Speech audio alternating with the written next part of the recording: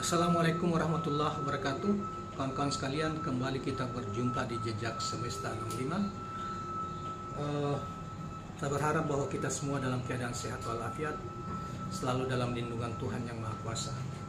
Kawan-kawan, pidato Anies Rashid Baswedan pada hari Minggu di lapangan tenis indoor Senayan di hari Minggu kemarin masih banyak beberapa poin yang selain didiskusikan dan disambut baik oleh publik, diantaranya juga para anggota DPR dan lain sebagainya.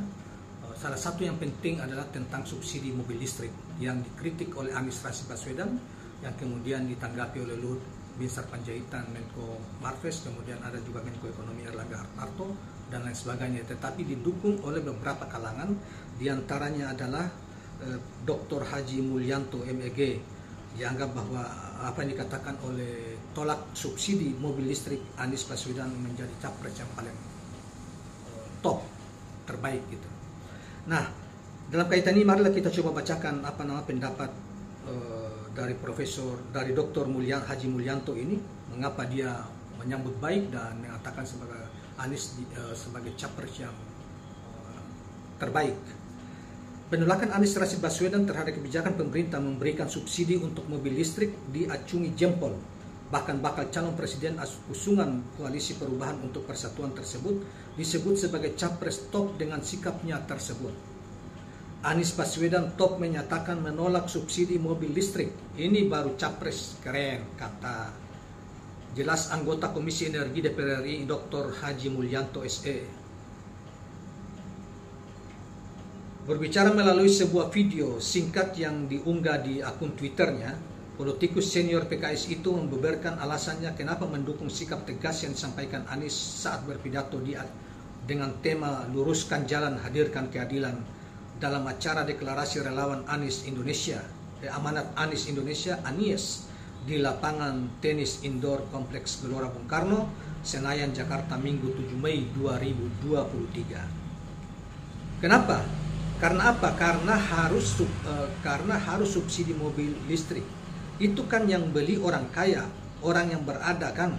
Mendingan kalau mau subsidi itu bus listrik. Ini yang digunakan oleh publik. Weber doktor dan master bidang teknik nuklir dari Tokyo Institut Teknologi Jepang ini. Memang Anies mengatakan bahwa mobil listrik itu tidak terlarang, cuma digunakan untuk mobil listrik itu yang paling efektif dan paling bagus itu dalam hal menjaga lingkungan hidup dan lain sebagainya, itu dipakai sebagai alat transportasi bis misalnya, dan alat transportasi besar untuk logistik. Tidak cocok untuk tidak tepat untuk mobil pribadi, apalagi disubsidi. Nah, orang beli mobil itu kan orang-orang kaya, orang berduit, bagaimana disubsidi negara? Dia terbalik-balik. Nah, inilah yang dikritik oleh Anies dan disetujui oleh anggota DPR ini. Apalagi kita cium bau-bau ya anak pejabat bisnis mobil listrik. Jadi kebijakannya ini memihak, bias ya. Saya setuju dengan Anies, ini capres yang oke.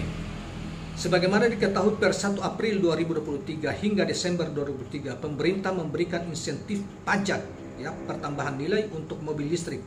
Insentif tersebut tertuang dalam Peraturan Menteri Keuangan Nomor 38 Tahun 2023 tentang pajak pertambahan nilai atas penyerahan kendaraan bermotor listrik berbasis baterai roda 4 tertentu dan kendaraan bermotor listrik berbasis baterai bus tertentu yang ditanggung pemerintah tahun anggaran 2023. Sementara sebagaimana diberitakan sebelumnya di hadapan ribuan pendukung saat menyampaikan pidato minggu lalu, pidato politiknya ya, Anies menegaskan kebijakan pemerintah soal subsidi mobil listrik tidak tepat.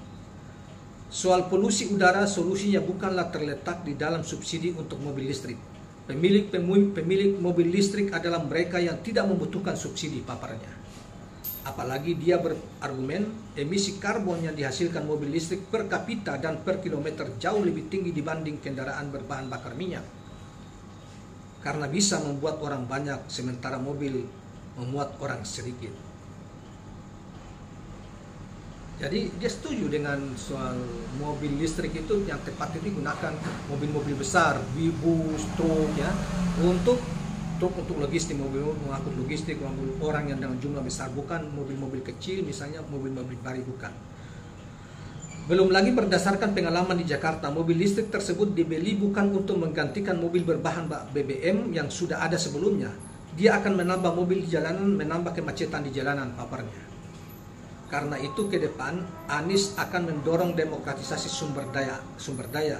Makanya yang digalakkan adalah kendaraan umum berbasis listrik, bukan kendaraan pribadi. Sehingga sumber daya dimiliki negara memberikan manfaat nyata bagi masyarakat banyak. Bukan semata-mata untuk mendapatkan perhatian dalam percakapan, apalagi percakapan di dalam media sosial.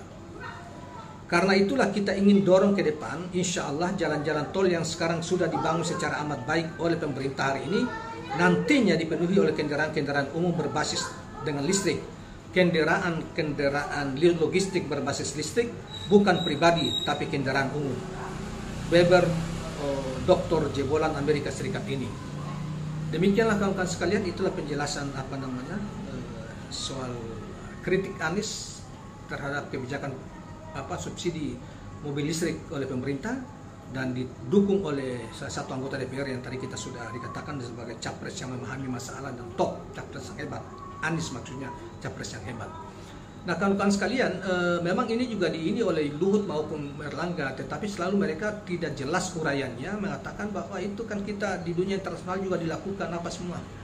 Tetapi mereka tidak punya penjelasan yang rinci apa yang dilakukan oleh dunia internasional terhadap mobil listrik itu. Apakah mereka gunakan kebanyakan sebagai kendaraan pribadi, atau diberi subsidi terhadap mereka-mereka yang kaya membeli mobil listrik itu, ataukah memang untuk diprioritaskan pada kendaraan-kendaraan umum berbasis massa, maksudnya angkutan umum dan angkutan logistik.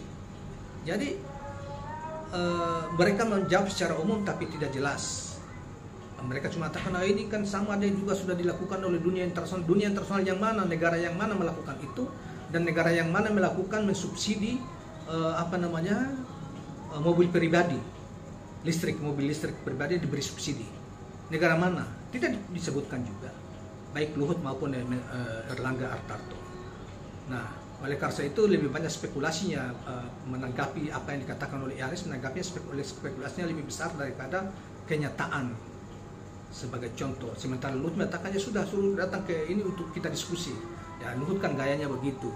Tetapi sebetulnya benar apa yang dikatakan oleh Anies itu. Masa mereka orang kaya yang beli mobil listrik kok disubsidi? Kan ini dapat diduga bahwa bisnis ini karena melibatkan anak pejabat negara di lingkaran kekuasaan, dapat diduga seperti yang sudah diungkap oleh beri sinyal oleh anggota DPR.